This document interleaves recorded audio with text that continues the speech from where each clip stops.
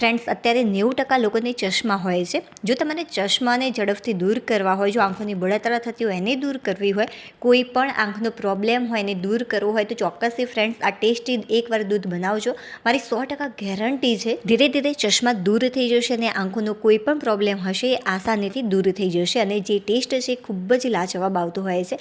તો આ માટે સૌથી પહેલાં ફ્રેન્ડ્સ મેં લીધી છે ખડી સાકર. આ તમને એકદમ આસાનીથી માર્કેટમાં મળી જશે. અને હા ફ્રેન્ડ્સ, અત્યારે આપણે તૈયાર કરી રહ્યા છીએ પાવડર, એ ફક્ત આંખો માટે નહીં, જો પેટની કોઈ બીમારી હશે, કબજિયાત ખાસ કરીને, તો એ આસાનીથી દૂર થઈ જશે.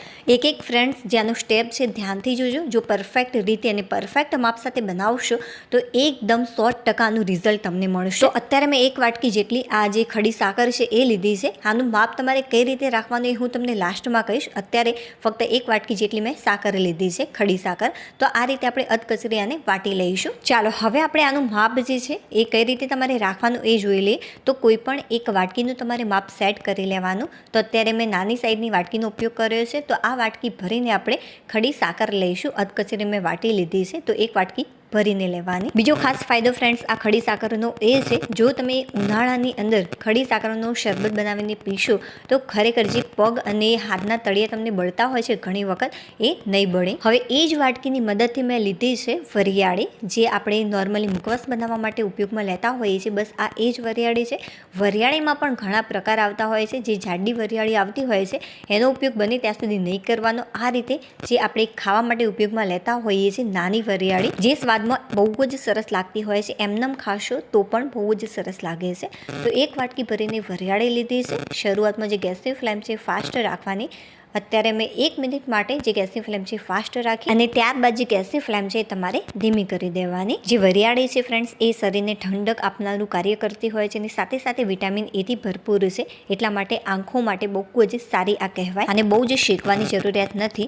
આની અંદર જે થોડું ઘણું મોઇશ્ચર એ દૂર થઈ જાય અને સાથે સાથે આનો જે ટેસ્ટ છે વધારે સારો લાગે, એટલા માટે શેકવી જરૂરી છે. અને આ રીતે શેકવાથી લાંબા સમય સુધી બગડશે નહીં. જે આપણે પાવડર તૈયાર કરી રહ્યા છીએ એ 1 મિનિટ માટે જે ગેસની ફ્લેમ છે તમારે ફાસ્ટ રાખવાની અને ત્યારબાદ ધીમી કરીને 1 મિનિટ માટે આને કૂક કરવાનું. ટોટલ 2 મિનિટ માટે વરિયાળીને તમારે સારી રીતે શેકી લેવાની. 2 થી 3 મિનિટની અંદર બહુ જ સરસ રીતે આ શેકાઈ જતી હોય છે. બહુ વધારે પડતી તમારે શેકવાની જરૂરિયાત નથી, નહીં તો જે આ વરિયાળી છે એનો કલર વધારે પડતો ડાર્ક થઈ જશે અને ખાવાની મજા નહીં આવે. એટલા માટે આપણે 2 થી 3 મિનિટ માટે જ આને કૂક કરીશું. બહુ જ સરસ રીતે ફ્રેન્ડ્સ આ શેકાઈ ગઈ છે અને જે આનો કલર છે એ ખૂબ જ સરસ આવી ગયો છે, આ રીતનો થોડુંક ડાર્ક. હવે બસ કોઈ પણ એક પ્લેટની અંદર નીકાળી લઈશું કે જેથી આ ઝડપથી ઠંડી પડી જાય. હવે બસ આ રીતે તમારે થોડીક ફેલાવી લેવાની કે જેથી આ ઝડપથી ઠંડી પડી જાય. અને હા ફ્રેન્ડ્સ, એક વિડીયો બનાવવામાં ખરેખર બહુ જ મહેનત લાગતી હોય છે. થોડીક પણ રેસીપી યુનિક લાગી હોય, ઉપયોગી લાગી હોય તો પ્લીઝ એક જ વાત કહીશ કે લાઇક કરો, શેર કરો, સબસ્ક્રાઈબ કરો. હવે બસ એ જ વાટકીની મદદથી મેં લીધી છે બદામ. 1 વાટકી ભરીને તમારે બદામ લેવાની છે. હવે બસ આને પણ આપણે સારી રીતે શેકી લઈશું. જે ગેસની ફ્લેમ છે શરૂઆતમાં તમારે 1 મિનિટ માટે ફાસ્ટ રાખવાની અને ત્યારબાદ ધીમી કરી દેવાની. અડધી મિનિટ માટે 1 થી 1.5 મિનિટની અંદર બહુ જ સરસ રીતે બદામ શેકાઈ જતી હોય છે અને વધારે શેકવાની જરૂરિયાત નથી. જે બદામ હોય છે એ ખરેખર આંખો માટે બહુ જ સારી કહેવાય, કેમ કે એની અંદર વિટામિન એ હોય છે અને સાથે સાથે ઓમેગા 3 ફેટી એસિડ પણ હોય છે, જે આંખો માટે ખૂબ જ સારું કહેવાય. એટલા માટે જે પણ હું તમને સામગ્રી બતાવી રહી છું ચોક્કસ એડ કરજો, તો જ આનું તમને રિઝલ્ટ સારું મળશે. બસ આ રીતે તમારે બદામને શેકી લેવાની. હલકો ડાર્ક કલર આવે ત્યાં સુધી, બહુ વધારે પડતો ડાર્ક કલર ન થઈ જાય એનું ખાસ ધ્યાન રાખવાનું. જે માપ છે ફ્રેન્ડ્સ એકદમ તમારે પ્રોપર રાખવાનું. જો અડધી વાટકીનું માપ લીધું હોય તો વરિયાળી, બદામ અને જે ખડી સાકર છે બધું જ તમારે અડધી વાટકીનું જ માપ રાખવાનું. અત્યારે મેં 1 વાટકી જેટલું ભરીને બનાવ્યું છે, કેમ કે હું વધારે ક્વોન્ટિટીમાં બનાવી રહી છું એટલા માટે. જે અત્યારે આપણે ફ્રેન્ડ્સ પાવડર તૈયાર કરી રહ્યા છીએ એ તમે 1 મહિના સુધી સ્ટોર પણ કરી શકો છો. અને કઈ રીતે તમારે લેવાનો છે, કઈ રીતે તમારે હજુ બનાવવાનું છે એ હું તમને બતાવી દઉં. ત્યારબાદ હું તમને કહીશ કે કઈ રીતે તમે આને ખાઈ શકો છો કે જેથી આ વધારે અસરકારક રહે. જે વરિયાળી છે એ બહુ જ સરસ રીતે ઠંડી પડી ગઈ છે. હવે લઈશું એક મિક્સર જાર અને મિક્સર જારની અંદર બહુ જ સરસ રીતે એકદમ ફાઇન તમારે પાવડર તૈયાર કરી લેવાનો.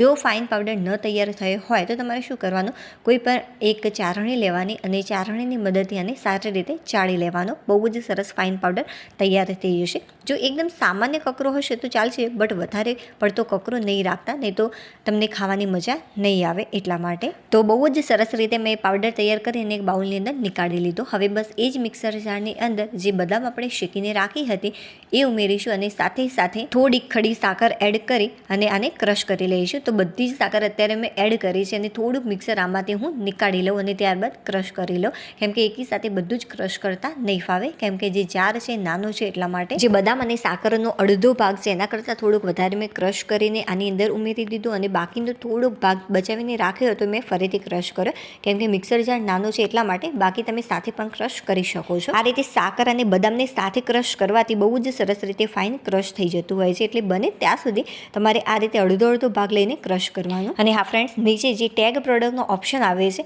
એની અંદર ઘણી બધી એવી વસ્તુ મેં એડ કરી છે જે તમને ખરેખર રોજિંદા જીવનમાં બહુ જ ઉપયોગમાં આવશે. તો ચોક્કસથી તમે મંગાવી શકો છો. હવે બસ જે પાવડર મેં તૈયાર કર્યો છે એને સારી રીતે ક્રશ કરી લઈશું. અને હા ફ્રેન્ડ્સ, એક વસ્તુ તો બતાવી જ હું તમને ભૂલી ગઈ, સોરી એ માટે. તો એ છે ફ્રેન્ડ્સ કાળા મરી. જે કાળા મરી હોય છે વરિયાળી સાથે જ મેં ક્રશ કરવામાં એડ કર્યા હતા, અડધી ચમચી જેટલા. બહુ વધારે એડ કરવાની જરૂરિયાત નથી, બટ ચોક્કસથી એડ કરજો જેથી જે રિઝલ્ટ હોય છે બહુ જ સરસ તમને મળશે. તમને એમ થશે કે કાળા મરી ના એડ કરીએ તો, બટ જે મેં તમને વસ્તુ બતાવી છે બધી જ એડ કરશો તો જ તમને આનું પ્રોપર રિઝલ્ટ મળશે. હવે કઈ રીતે તમારે લેવાનું છે એ ધ્યાનથી જોઈ લો. 1 ગ્લાસ ભરીને તમારે દૂધ લેવાનું. દૂધની અંદર 2 ચમચી જેટલું બનાવેલું પાવડર એડ કરી સારી રીતે મિક્સ કરી અને તમારે લઈ લેવાનું. કોઈ પણ દૂધમાં તમે લઈ શકો છો, ઠંડા અથવા તો ગરમ. મીડિયમ હોય તો વધારે સારું. જો નાના બાળકો માટે તૈયાર કરતા હોય તો 1 ચમચી ઇનફ છે અને મોટા માણસ માટે તૈયાર કરતા હોય તો બસ તમારે આ રીતે 2 ચમચી જેટલો પાવડર એડ કરી સારી રીતે મિક્સ કરી લેવાનું. આમ કરવાથી બહુ જ સરસ અસરકારક રહે છે. તમે બનાવેલા આ પાવડરને 1 મહિના સુધી સ્ટોર પણ કરી શકો છો, બટ હું તમને એવું કહીશ કે બને ત્યાં સુધી 15 દિવસ માટે ચાલે તેટલું જ પાવડર તમે તૈયાર કરો, કેમ કે જેટલી ફ્રેશ વસ્તુ હોય, તાજી વસ્તુ તમે બનાવેલી હોય એ વધારે અસરકારક રહે છે એટલા માટે. ચાલો હવે આપણે ફરીથી મળીશું એક નવી ટેસ્ટ રેસીપી સાથે. ત્યાં સુધી બાય.